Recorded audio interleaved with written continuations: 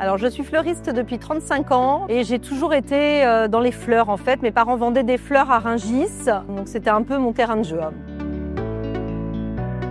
Alors le métier a beaucoup changé en 35 ans au niveau des fleuristes, de la mode, de la nouveauté aussi dans la création, de façon de faire les bouquets. Ce qu'on faisait nous il y a 20-25 ans, ça revient aujourd'hui à la mode et c'est assez rigolo comme les fleurs, les glaïeuls, les œillets. On est très bien représentés, on est représentés par des fleuristes, des vrais fleuristes qui connaissent leur métier, qui sont à Rungis, qui sont des vrais acteurs de la fleur. Pour moi, c'était important de voir, par exemple, mon président à Rungis. Moi, ça, c'était un critère pour moi très, très important.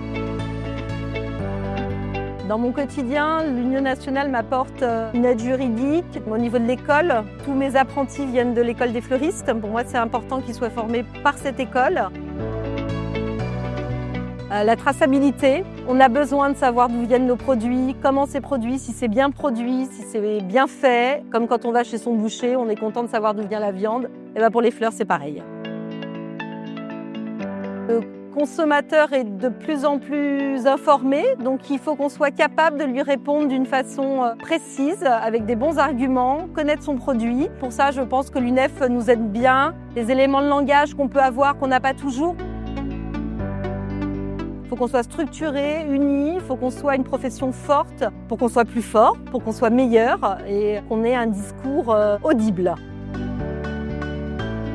C'est fondamental, il faut qu'on soit représenté, bien représenté et uni.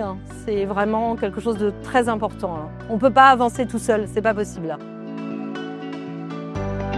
Venez, on vous attend, on aime notre métier, on aime les fleurs. Moi, j'ai envie de donner aux jeunes qui comprennent que notre métier il est important et que c'est eux le futur.